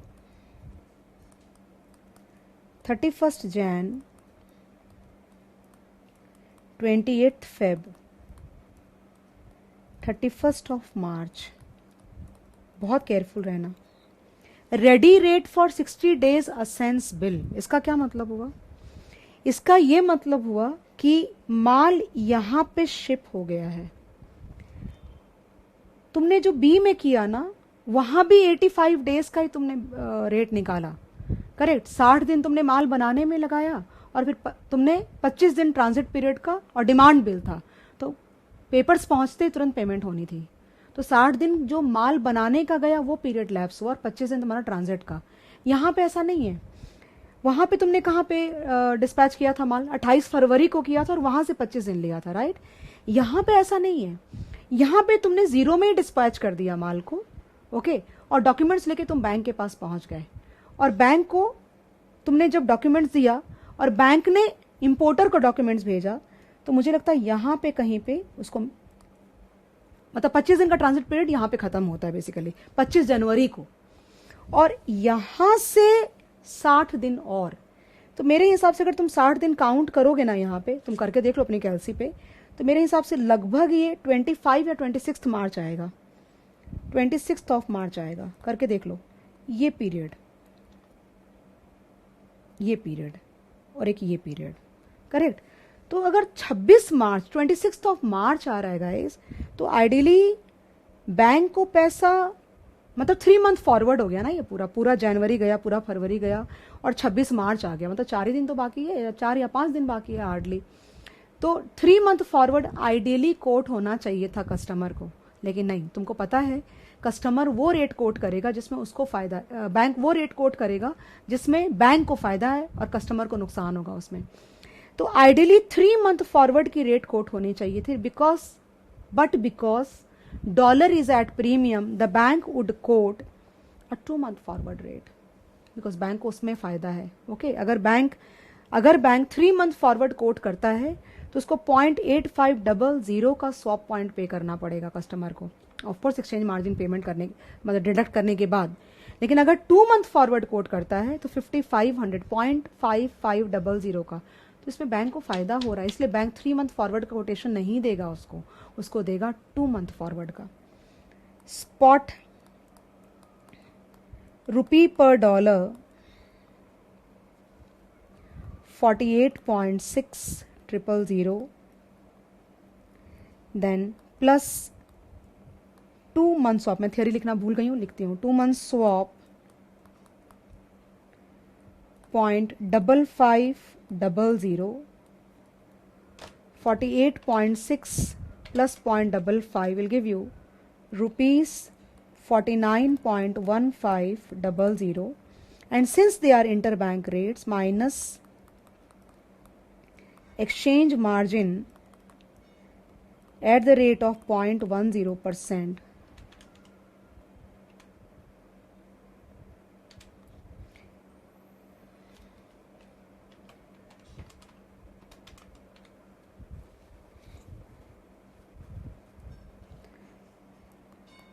0.04915।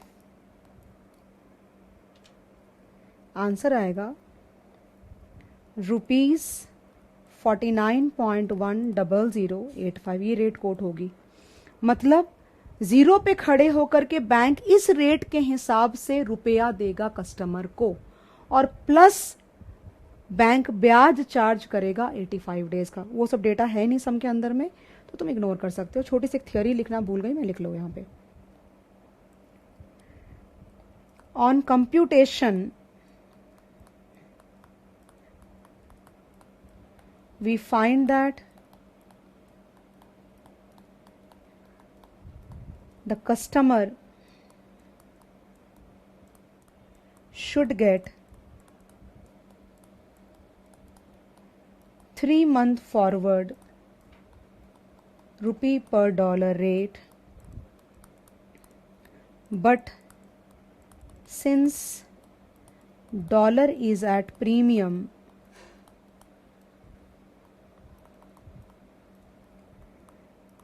the bank would round it off to lower end, that is 2-month forward। ठीक है, खत्म हो गया ये पार्ट। देख लो एक बार सोल्यूशन पूरा, अगर मिस हो गया कुछ भी डायग्राम वगैरह तो देख लो एक साथ में। ये आंसर रहा तुम्हारा। अब डी पार्ट जो करना है, डी जो पार्ट आएगा ना वो बी और सी का कॉम्बिनेशन आएगा। 2-month forward buying rate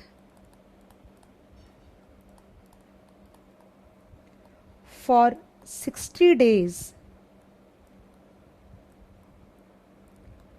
असेंस bill. ये अलग ही लेवल पे चला गया, मतलब कुछ अलग डिफरेंट हो गया, काफ़ी एग्जॉस्टिव हो गया ये। पहले मैं टाइमलाइन बनाऊंगी फिर तुमको बताऊंगी सारी चीज़ें।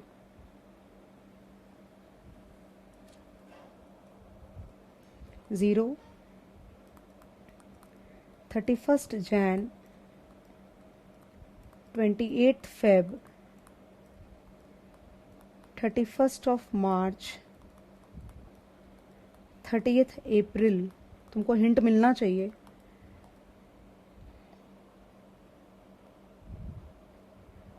(31st of May and 30th of June। क्यों ऐसा किया? इसमें 2 महीना तो मैं लगाऊंगी माल बनाने में। देखो ना लिखा हुआ है 2-month forward buying rate for 60 days असेंस bill. 2 महीना मैं लगाऊंगी, मतलब यहाँ पे ऑर्डर मिला है, डिस्पैच नहीं हुआ, याद रखना। यहाँ पे ऑर्डर मिला है तो यहाँ से यहाँ पे तो मेरा माल डिस्पैच होगा 2 महीने के बाद। ओके, उसके बाद डिस्पैच करने के बाद डॉक्यूमेंट्स बैंक के पास लेके जाऊंगी 28 फरवरी को। 28 फरवरी से 25 दिन और ऐड करो, transit period 25th of March, और वहां से फिर 60 दिन ऐड करोगे तो मेरे हिसाब से कितना आना चाहिए? देखो ना, 26, 27, 28, 29, 30, 31, तो 6 दिन तो हो गए मार्च के, 30 दिन हो गए अप्रैल के। ओके, और 60 दिन जाना है हमको, तो -60 करोगे तो 24th of May हुआ मेरे हिसाब से। तो ये पूरा टाइम जाएगा, ये पूरा टाइम जाएगा, और यहाँ पे हमको रुकना पड़ेगा 24th of May को। मतलब क्या हो गया, लगभग अगर काउंटिंग करो ना तुम तो कितना महीना हो गया? 1 महीना पूरा, 2 महीना पूरा, ये पूरा 3 महीना, ये 4 महीना, और ये 5वां महीना हो गया, 5th मंथ हो गया ना। मई एंड की रेट मिलनी चाहिए, 5 ही दिन तो बाकी है हार्डली। ओके, तो 24-25 तारीख जो भी समझना चाहो तो मई का वो रेट मिलनी चाहिए। मतलब जीरो पे खड़े होके कस्टमर के हाथ में ऑर्डर है और वो बैंक को बोल रहा है कि बॉस तू इस ऑर्डर के अगेंस्ट मेरे को तू पैसा दे, मैं माल बना के 28 तक डिस्पैच कर दूंगा, पेपर तेरे को लाके दूंगा, पेपर वहां भेज देना और उसके 60 दिन के बाद तुमको पैसा मिल जाएगा तुम्हारा, टेंशन नहीं करनी है। और ये पूरे पीरियड के लिए तुम मेरे को ब्याज चार्ज कर लो। ओके, तो बैंक को वो रेट देनी है बेसिकली। तो आइडियली कस्टमर को 31 मई का, मई एंड का, यानी 5 मंथ एंड का रेट मिलना चाहिए। लेकिन क्योंकि डॉलर प्रीमियम पे है, बैंक उसको 5 मंथ का देगा नहीं, बैंक उसको देगा 4 मंथ का। वापस लिखती हूं यहां पे। Okay, since dollar is at premium,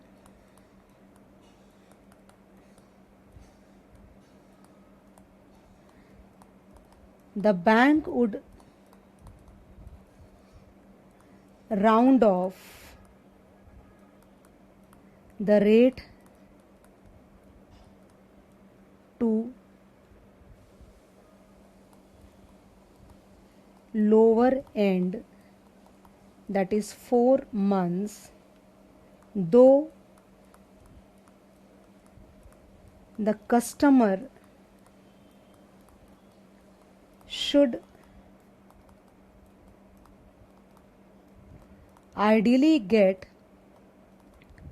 5-month forward rate. लेकिन कस्टमर के सोचने से कुछ नहीं होता है, जो रूल है उसके हिसाब से उतनी कन्वीनियंस दी हुई है उनको, बैंक्स को, तो रेट निकालना है हमें। तो हम 5 महीने का, मतलब ये हिसाब पूरा 5 महीने का ही हो गया, मतलब माल बनाना शुरू करने से लेकर के, डिस्पैच से लेकर के, डॉक्यूमेंट जाने से लेकर के और उसके पेमेंट करने तक का ये पूरा जो कार्यक्रम है ये 5 महीने का हुआ हिसाब से। रेट 4 महीने का देगा वो एक अलग बात है। तो स्पॉट रुपी पर dollar is 48.6000 plus 4 month swap क्या है देखो तो 1.15,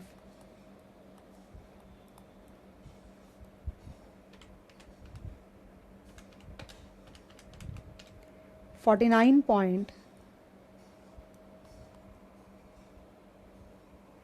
करेक्ट ना, 49.7500 and less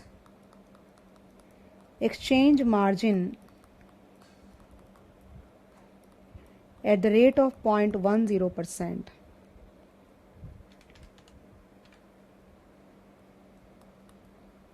$0.04975 rupees 49.70025। ये सम ख़त्म हो गया है।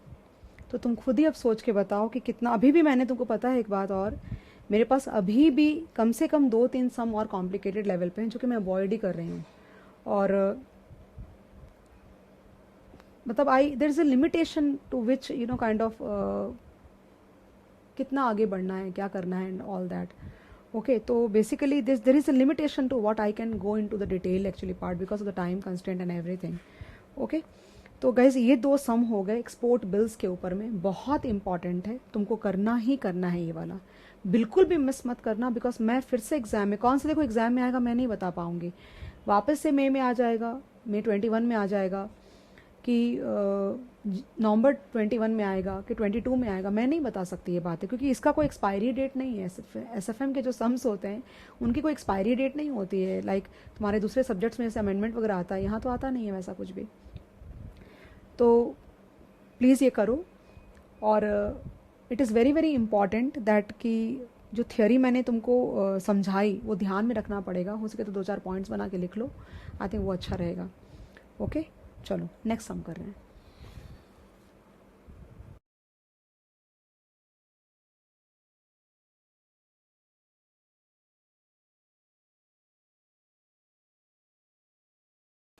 Okay, third some, question number 3, overseas marine products. This question is exactly same as you got in January 21 paper, exactly same है ये। An exporter of seafoods in Mumbai has submitted a 60 days bill for euro 2 lakh drawn under the irrevocable LC for negotiation. The company asked its banker to retain 50% of the bill under the EEFC, Exchange Earners Foreign Currency account. The rates for US dollar in the interbank market are quoted as under. तो देखो ये मुंबई है तो India, रुपी पर euro का अपने को rate चाहिए होगा, राइट। तो आई डोंट थिंक मुझे एक्सप्लेन करने की ज़्यादा ज़रूरत है। 60 डेज बिल का मतलब क्या हुआ, ये असेंस बिल है।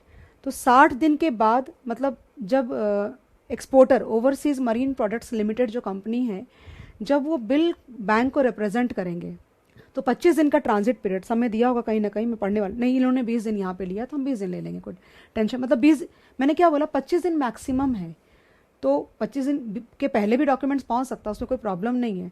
तो या तो वो 25 दिन देंगे, नहीं दिया है तो 25 लेना है, और अगर दिया हुआ है 20 दिन जैसे फॉर एग्जांपल, मतलब डॉक्यूमेंट जल्दी पहुंच गए तो तुम वो ले सकते हो।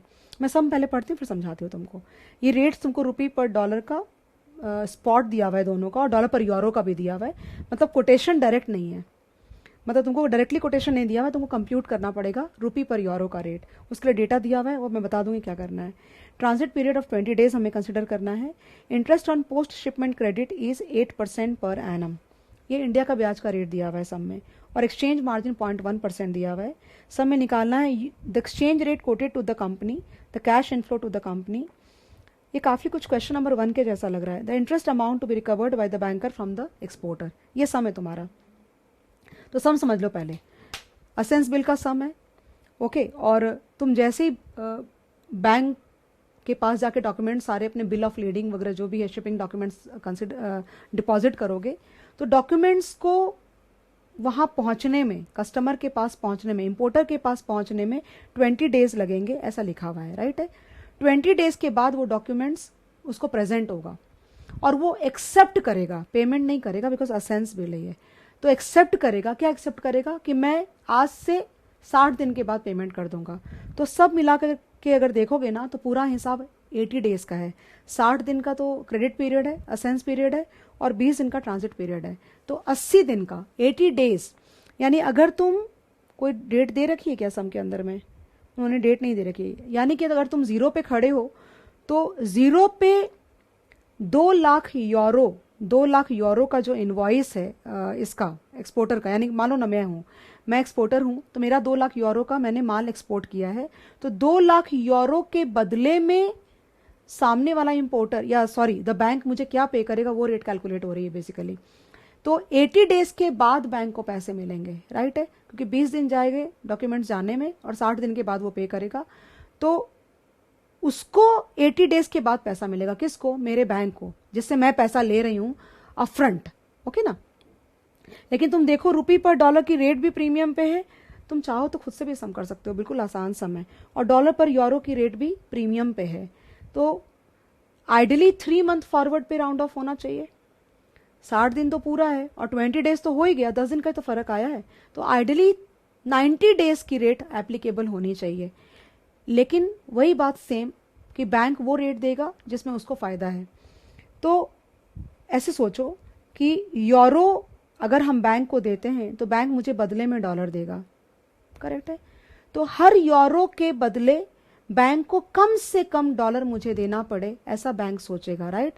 तो उस हिसाब से अगर देखा जाए तो 3 महीने का प्रीमियम बिड रेट ही चलेगी ना, यहाँ पे बिड रेट ही चलेगी। तुम यूरो बेचोगे तो किस रेट पे? बिड रेट पे। यूरो बेचोगे बिड रेट पे, तो 1.0775, चेक करो रेट को, 1.0775 ये स्पॉट है। आइडियली अगर 3 महीने की रेट एप्लीकेबल होती तो 70 पैसा, 70 नॉट पैसा, 70 ये जो दिया हुआ है तुम्हारा स्वैप, ये यूज करते। लेकिन क्योंकि बैंक अपना फायदा देख रहा है तो बैंक हमें 40 वाला देगा स्वैप, ओके।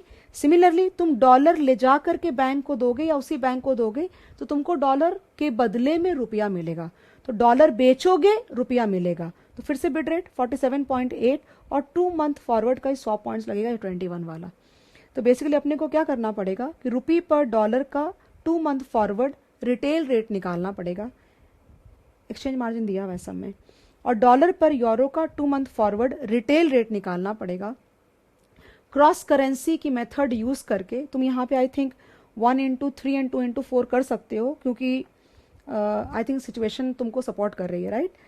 तो वो जो रेट दोनों निकलेगी, तुम दोनों को मल्टीप्लाई अगर करोगे तो रुपी पर यूरो का 2 मंथ फॉरवर्ड रिटेल रेट निकल जाएगा, करेक्ट है। और वो रेट जो होगी तो वो the exchange rate quoted to the company का आंसर होगा।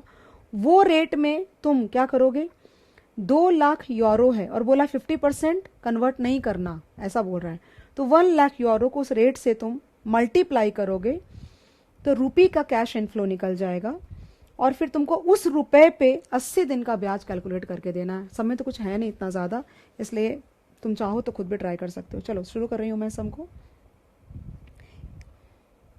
ए,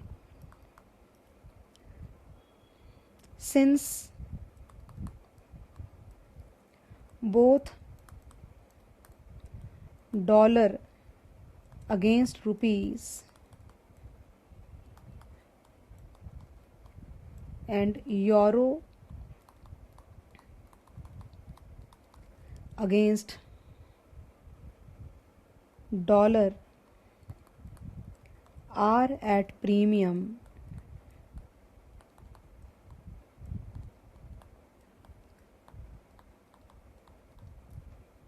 the bank would provide 2-month forward.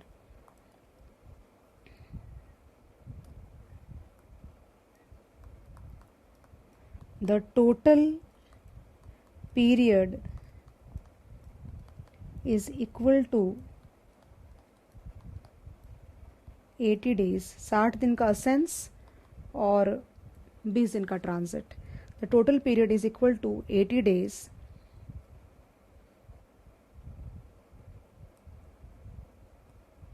before which the bank would not receive payment. आगे बढ़ रही हूँ, ठीक है। सो रुपी पर dollar 2-month forward will be 47.80 plus 0.21. 47.8 plus 0.21 will give you rupees 48.01 per dollar,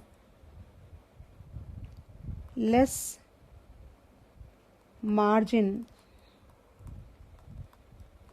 at the rate of 0.10%, रुपी 0.04801। ठीक है ना। आई थिंक तुम सबको कंफर्टेबल हो चुका है और इतनी दिक्कत अब नहीं होनी चाहिए, करेक्ट है ना। तो मेरे को आ रहा है रुपीज़, क्रॉस चेक करना कैलकुलेशंस को। I am also human being, concept मेरे लिए बहुत मैटर करते हैं।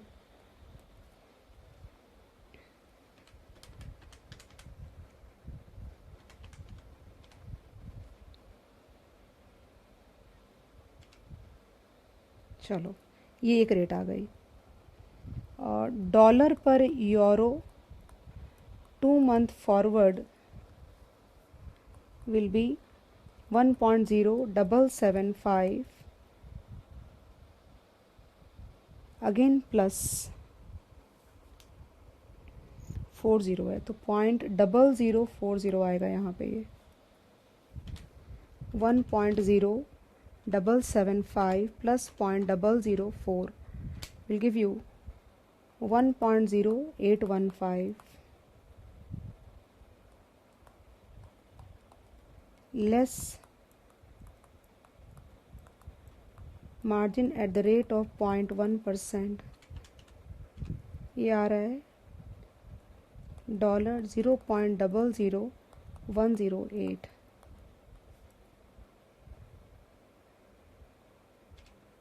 ये हो जाएगा 1.0804 डॉलर पर यूरो।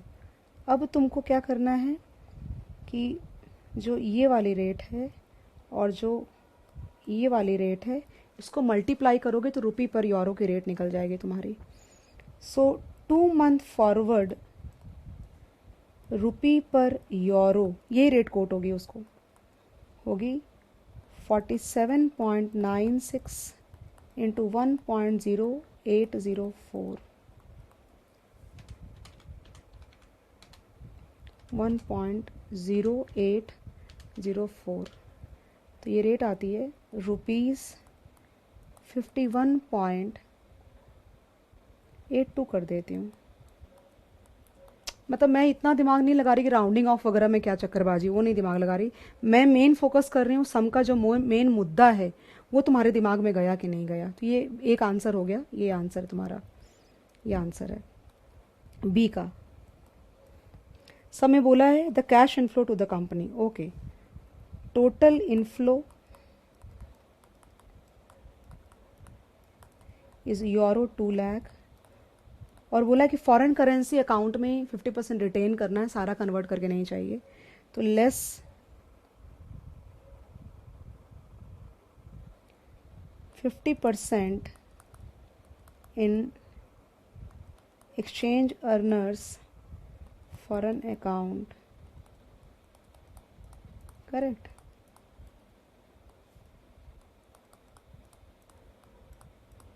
तो करने के लिए कर रही हूँ, I hope you are getting it. So rupee inflow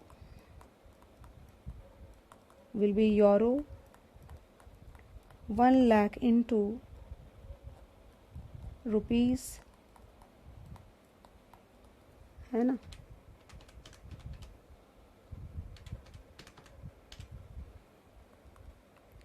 rupees 5182,000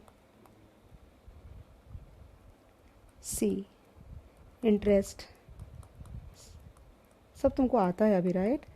तो 5182,000 इंटू 8% इंटू 80/365, खत्म हो गया सम तुम्हारा। देखो जब आ जाता है ना सम करना,